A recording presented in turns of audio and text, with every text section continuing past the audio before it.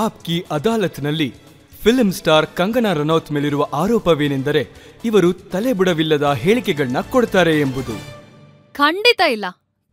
ಚುನಾವಣೆಯ ಸಂದರ್ಭದಲ್ಲಿ ನಿಮ್ಮ ವಿರುದ್ಧ ಸ್ಪರ್ಧಿಸ್ತಾ ಇದ್ದ ವಿಕ್ರಮಾದಿತ್ಯನ್ಗೆ ನೀವು ಹೇಳ್ತೀರಾ, ನೋಡು ನಾನ್ ನಿನಗೆ ಎಂಥ ಗತಿ ತರ್ತೀನಿ ಅಂದ್ರೆ ತರಕಾರಿ ಮಾರ್ಕೆಟಲ್ಲಿ ನಿನಗೆ ತರಕಾರಿ ಬೆಲೆ ಮರ್ತು ಹೋಗ್ಬಿಡ್ಬೇಕು.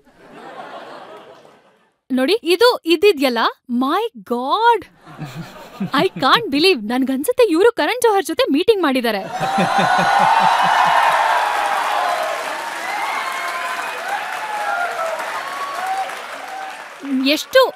ಎಷ್ಟು ದೊಡ್ಡ ಷಡ್ಯಂತ್ರ ಮಾಡ್ತಿದ್ದಾರೆ ನನ್ ವಿರುದ್ಧ. ನೋಡಿ, ಅದೇ ಹೇಳ್ತಾರಲ್ಲ, ನನ್ನೋರೇ ಹೀಯಾಳ್ಸಿದ್ರು, ಬೇರೆಯವ್ರ ಬಗ್ಗೆ ಯಾಕೆ ಮಾತು, ದೋಣಿ ಮುಳುಗಿದ್ರು ನೀರ್ ಕಮ್ಮಿ ಇರೋ ಕಡೆನೆ.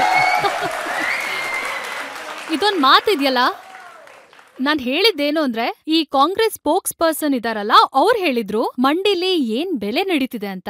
ಇದನ್ ಕೇಳಿದಾಗ ಮಂಡಿಲಿದ್ ಮಹಿಳೆಯರು ಮತ್ತೆ ಜನರು ತುಂಬಾ ಶಾಕ್ ಆಗ್ಬಿಟ್ರು. ಹಾಗಿದ್ದಾಗ ನಾನೊಂದು ಮಾತನ್ನ ಹೇಳಿದ್ದೆ, ಒಬ್ರಿಗೆ ಅಂತಲ್ಲ, ಎಲ್ಲ ಕಾಂಗ್ರೆಸ್ ಪಾರ್ಟಿಗೂ ಹೇಳಿದ್ದೆ. ನೀವೊಂದ್ ವೇಳೆ ಮಂಡಿಗೆ ಹೋಗಿ ಅಲ್ಲಿ ಮಹಿಳೆಯರಿಗೆ ಬೆಲೆ ಕೇಳಿದ್ರೆ, ನೀವ್ ತರಕಾರಿ ಮಂಡಿಲಿ ತರಕಾರಿ ಬೆಲೆ ಕೇಳೋದನ್ನ ಮರ್ತ ಹೋಗ್ತೀರಾ. ಇವ್ರು ಹೇಗ್ ಪ್ರೆಸೆಂಟ್ ಮಾಡ್ತಿದ್ದಾರೆ ಈ ವಿಷಯನ ನೋಡಿ. ಅಯ್ಯೋ, ನೀವೇ ಹೇಳಿ, ಇದು ಬೇಸ್ಲೆಸ್ ಮಾತಾ? ಹೇಗಿದು ಬೇಸ್ಲೆಸ್ ಮಾತು?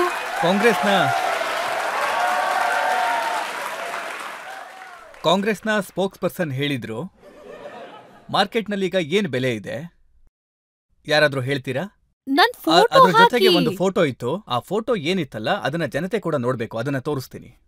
ಈ ಫೋಟೋ ಇದೆಯಲ್ಲ, ಇದೇ ಫೋಟೋನೇ ಅವರು ಹಾಕಿದ್ದು ಮತ್ತೆ ನೀವು ಉಲ್ಲೇಖ ಮಾಡಿದ್ದು. ನೀವ್ ಹೇಳಿದ್ದು ಸರಿಯಾಗಿತ್ತು. ನಾನ್ ನಿಮ್ಗೆ ಮೊದಲು ಅರ್ಧ ಸತ್ಯ ಹೇಳಿದ್ದೆ. ನೋಡಿದ್ರ, ಈ ಮೀಡಿಯಾ ಜನಗಳು. ಮತ್ ನಾನ್ ಹೇಳ್ತೀನಿ ಕೇಳಿ, ನಂದು ಯಾವ್ದೇ ಪರ್ಸನಾಲಿಟಿ ಮತ್ತೆ ನನ್ ಕ್ಯಾರೆಕ್ಟರ್ನ ಹಾಳ್ ಮಾಡಿರೋದು ಈ ಮೀಡಿಯಾ ಅವರೇನೆ.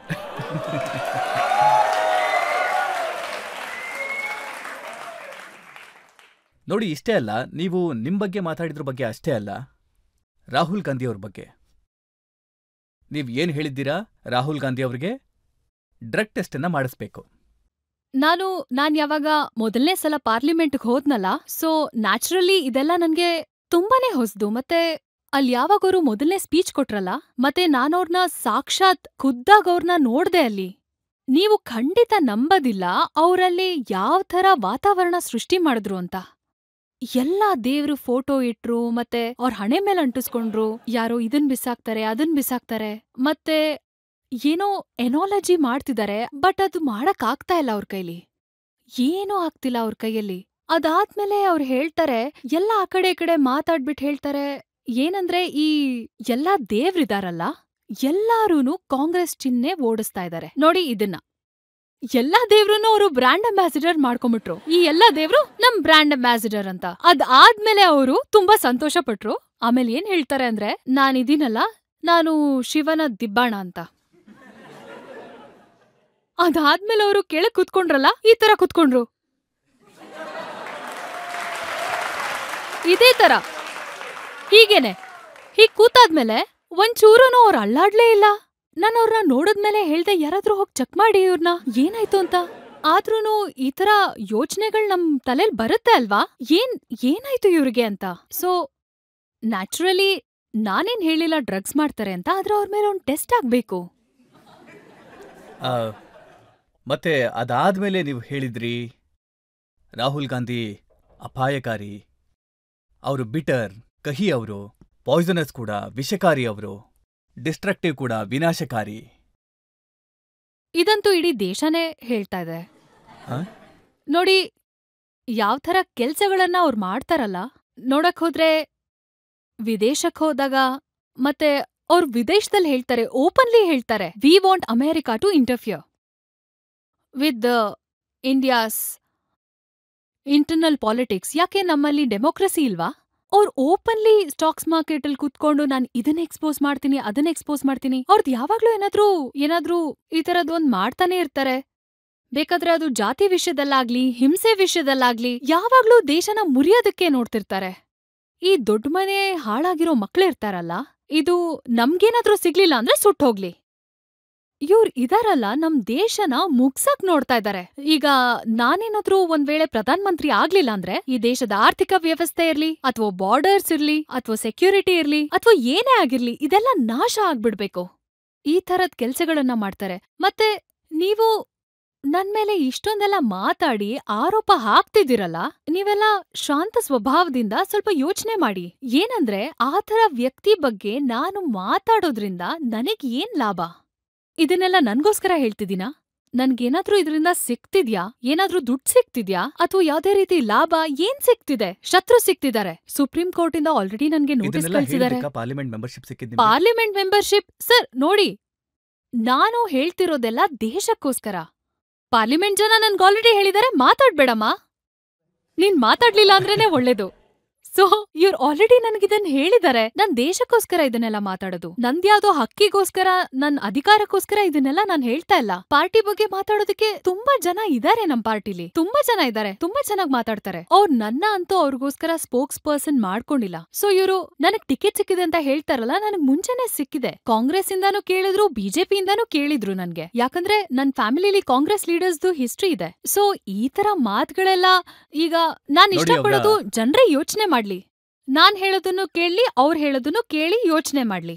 ನಾನ್ ಫಿಲ್ಮ್ ಇಂಡಸ್ಟ್ರಿ ವಿರುದ್ಧ ಮಾತಾಡ್ತೀನಿ. ಅದ್ರಲ್ಲಿ ನಂದೇನಾದ್ರು ಪರ್ಸನಲ್ ಸ್ವಾರ್ಥ ಇದ್ಯಾ? ಈ ದೇಶನ ಡ್ಯಾಮೇಜ್ ಮಾಡ್ತಿರೋರ್ ಬಗ್ಗೆ ನಾನ್ ಮಾತಾಡ್ತೀನಿ. ಅದಕ್ಕೆಲ್ಲದಕ್ಕೂ ಕಾರಣನೂ ಹೇಳ್ತಾ ಇದ್ದೀನಿ ನಾನು. ನೀವ್ ಹೇಳ್ತೀರಾ ನನ್ಗೆ, ನೀವ್ ಹೇಳ್ತೀರಾ ನಾನ್ ಬೇಸ್ಲೆಸ್ ಆಗಿ ಮಾತಾಡ್ತಿದ್ದೀನಿ. ನೋಡಿ ನೀವೇ ನೋಡಿ, ಬೇಸ್ಲೆಸ್. ಸರಿ, ನಾನ್ ನಿಮ್ಗೆ ಬೇಸ್ಲೆಸ್ ಮಾತನ್ನ ಹೇಳಿ.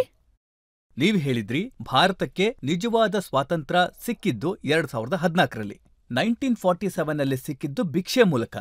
ಇದ್ ಎಲ್ಲರಿಗೂ ಗೊತ್ತಿದೆ.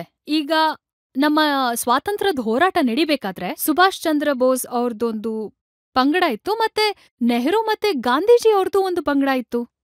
ಒಂದ್ ಕಡೆ ಇವ್ರು ಹೇಳ್ತಾರೆ ಇವ್ರು ಬಚಾವಾಗಿ ಹೋಗ್ಬಾರ್ದು, ಯಾಕಂದ್ರೆ ರಕ್ತ ಹರಿಯತ್ತೆ, ಯಾರ್ದಾದ್ರೂ ಹರಿಯತ್ತೆ, ಇವ್ರದ್ ಹರಿಲಿಲ್ಲ ಅಂದ್ರೆ ನಮ್ದ್ ಹರಿಯತ್ತೆ. ಆದ್ರೆ ಇನ್ನೊಬ್ರೇ ಹೇಳ್ತಾರೆ ಇವ್ರನ್ನ ಪ್ರೀತಿಯಿಂದ ಹೋಗಕ್ ಬಿಡಿ. ಒಂದ್ ಪಂಗಡ ಇವ್ರಿಗೆ ಹೇಳ್ತಾರೆ ಪ್ರೀತಿಯಿಂದ ಹೋಗಕ್ ಬಿಡಿ, ನಮ್ಮೇಲೆ ಶೋಷಣೆ ಮಾಡಿರೋರ್ನ ಪ್ರೀತಿಯಿಂದ ಹೋಗಕ್ ಬಿಡಿ. ಮತ್ತೆ ಆ ಲೆಟರ್ ಯಾರ್ ಕೊಟ್ಬಿಟ್ಟು ಹೋಗ್ತಾರೆ? ಮೌಂಟ್ ಬಿಟನ್ ಕೊಟ್ಬಿಟ್ಟು ಹೋಗ್ತಾರೆ. ಮೌಂಟ್ ಬಿಟನ್ ಇದೆಲ್ಲ ಮಾಡ್ಬಿಟ್ಟು ಹೋಗ್ತಾನೆ ಮೌಂಟ್ ಬಿಟನ್. ಇದೆಲ್ಲ ಆದ್ಮೇಲೆ ಹರಿ ಸಿಂಗ್ ಇದಾರಲ್ಲ, ಕಾಶ್ಮೀರಿನ ರಾಜ ಆದವರು, ಇದನ್ನೆಲ್ಲ ನಾನ್ಯಾಕೆ ಹೇಳ್ತಾ ಇದ್ದೀನಿ? ನೀವೇ ಗೂಗಲ್ ಅಲ್ಲಿ ಹೋಗಿ ನೋಡಿ ಇದನ್ನ. ನಿಮ್ಗೆಲ್ಲ ಇದು ನೀವ್ಯಾಕೆ ಹೇಳ್ತಾ ಇದ್ದೀರಾ ಸರ್? ನಮ್ಗೆ ಸ್ವಾತಂತ್ರ್ಯ ಸಿಕ್ತು, ಆದ್ರೆ ಅರ್ಧ ಸ್ವಾತಂತ್ರ್ಯ. ನಾನಿದನ್ ಹೇಳಿದ್ದಕ್ಕೆ ಅಷ್ಟು ದೊಡ್ಡದ್ ಏನಾಗೋಯ್ತು? ನಾನು ಇದೇ ದೇಶದೋಳು, ನನಗ್ ಗೊತ್ತು 2014 ಮುಂಚೆ ಹೇಗಿತ್ತು ಅಂತ. ನೀವ್ ಬೇಕಾದ್ರೆ ನನ್ನ ಗಲ್ಲಿಗ್ ಹಾಕಿ, ಆದ್ರೆ ನನಗ್ ಗೊತ್ತಿದೆ. ನನಗೆ ಈ ದೇಶದಿಂದ ಹೋಗು ಅಂತ ಹೇಳಿದ್ರು, you are too talented for this industry. ಸರಿ, ಇವಾಗ ನಂದು ತುಂಬಾ ಇವಾಲ್ವ್ಡ್ ಪರ್ಸ್ಪೆಕ್ಟಿವ್ ಇರಬಹುದೇನೋ. ಸ್ವಾತಂತ್ರ್ಯ ತುಂಬಾ ತರದ್ದಾಗಿರುತ್ತೆ. ಶಾರೀರಿಕ ಸ್ವಾತಂತ್ರ್ಯ ಆಗಿರ್ಬೋದು, ವಚನಗಳದ್ದಾಗಿರ್ಬೋದು, ಮಾನಸಿಕವಾಗಿರ್ಬೋದು, ಯೋಚನೆಗಳದ್ದಾಗಿರ್ಬೋದು. ಸ್ವಾತಂತ್ರ್ಯದ್ದು ವಿಧ ವಿಧವಾದ ರೂಪಗಳಿವೆ. ನಿಮಗೊಂದ್ ವೇಳೆ ನನ್ನ ನೇಣಿಗ್ ಹಾಕ್ಬೇಕು ಅಂದ್ರೆ ಹಾಕಿ. ಗೆಲೀಲಿಯೋನೂ ಹಾಕಿದ್ರಲ್ಲ. ಎಲ್ಲಾರ್ನೂ ಗಲ್ಲಿಗ್ ಹಾಕೇ ಹಾಕ್ತಾರೆ, ಎಲ್ಲಾ ಯುಗದಲ್ಲೂ ಹಾಕ್ತಾರೆ. ನನ್ನೂ ಹಾಕಿ, ನಾನು ರೆಡಿಯಾಗಿದ್ದೀನಿ. ಈ ಸಲ ನಿಮ್ ನಂಬರ್ ಬರುತ್ತೆ ಅಂತ ನನ್ಗನ್ಸುತ್ತೆ. ನಾವು ಪಬ್ಲಿಕ್ ಇಂದ ಪ್ರಶ್ನೆಗಳನ್ನ ತಗೊಳ್ಳೋಣ. ಒಂದೆರಡು ಪ್ರಶ್ನೆಗಳನ್ನ ತಗೋಬಹುದು. ಮ್ಯಾಮ್, ನಿಮ್ಗೆ ಇನ್ನೂ ಮದ್ವೆ ಆಗಿಲ್ಲ ಅಂದ್ರೆ ನಿಮ್ಗೆ ಮದ್ವೆ ಬಗ್ಗೆ ಏನ್ ಯೋಚನೆ ಇದೆ? ಮತ್ತೆ ನೀವೊಂದ್ ವೇಳೆ ಏನಾದ್ರೂ ಮದ್ವೆ ಮಾಡ್ಕೊಂಡ್ರೆ ರಾಜಕಾರಣಿನ್ ಮದ್ವೆ ಮಾಡ್ಕೋತೀರಾ ಅಥವಾ ಸಿನಿಮಾ ನಟರನ್ನ ಆಗ್ತೀರಾ ಮ್ಯಾಮ್?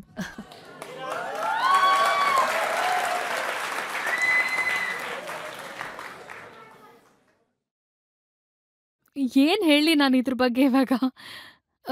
ನೋಡಿ, ಮದ್ವೆ ಬಗ್ಗೆ ಅಭಿಪ್ರಾಯ ಒಳ್ಳೇದಾಗಿದೆ. ನಾನೇನ್ ಯೋಚನೆ ಮಾಡಲ್ಲ ನಾವು ಮದ್ವೆ ಆಗ್ಬಾರ್ದು, ಇಷ್ಟ ಅಚೀವ್ ಮಾಡಾದ್ಮೇಲೆ ಮದ್ವೆ ಆಗ್ಬಾರ್ದು. ನನ್ಗನ್ಸುತ್ತೆ ಎಲ್ಲಾರ್ಗೂ ಕಂಪ್ಯಾನಿಯನ್ ಅನ್ನೋದು ಬೇಕಾಗುತ್ತೆ, ಎಲ್ಲಾರ್ಗೂ ಅವಶ್ಯಕತೆ ಇದೆ. ನನಗೆ ಪರಿವಾರದ ಬಗ್ಗೆನೂ ನನ್ನ ಅಭಿಪ್ರಾಯ ತುಂಬಾ ಕನ್ವೆನ್ಷನಲ್ ಆಗಿದೆ. ಮಕ್ಕಳ ಆಗ್ಬೇಕು, ತಂದೆ ತಾಯಿ ಸಂಬಂಧ ಹೇಗಿದೆಯೋ ಹಾಗೇ ಇರ್ಬೇಕು, ಈ ತರ ನನ್ ಯೋಚನೆ ಇದೆ. ಆದ್ರೆ ಜನರು ನನ್ ಬಗ್ಗೆ ಕೆಟ್ಟ ಅಭಿಪ್ರಾಯ ಹರಡಿದ್ದಾರೆ. ನಾನ್ ಮದ್ವೆ ಆಗಕ್ ಬಿಡ್ತಾ ಇಲ್ಲ, ನಂದು ಕೋರ್ಟ್ ಕೇಸಸ್ ಬಂದ್ಬಿಡುತ್ತೆ, ನಂದ್ ಯಾವಾಗಾದ್ರೂ ಏನಾದ್ರೂ ಸಂಬಂಧ ಕೂಡ್ಬೇಕು ಅಂತ ಇದ್ದಾಗ ಪೊಲೀಸ್ ಮನೆಗ್ ಬರುತ್ತೆ, ನನ್ನ ಕರ್ಕೊಂಡ್ ಹೋಗ್ತಾರೆ, ಸಮನ್ಸ್ಗಳು ಬಂದ್ಬಿಡುತ್ತೆ. ಒಂದ್ಸಲ ಏನಾಗಿತ್ತು ಅಂದ್ರೆ, ಮುಂದೆ ಆಗೋ ಅತ್ತೆ ಮಾವ ನನ್ ಮನೇಲಿದ್ರು, ಹೊರಗಡೆ ಏನಾಯ್ತು ಅಂದ್ರೆ ಸಮನ್ಸ್ ಬಂದ್ಬಿಡ್ತು. ಆವಾಗ ಅವರು ಓಡ್ಹೋದ್ರು. ಸೊ ಇದನ್ನು ಕೂಡ ಇದರದ್ದು ಸೈಡ್ ಎಫೆಕ್ಟ್ಸ್. ಇಲ್ಲ, ತಮಾಷೆ ಮಾಡ್ತಿದ್ದೀನಿ.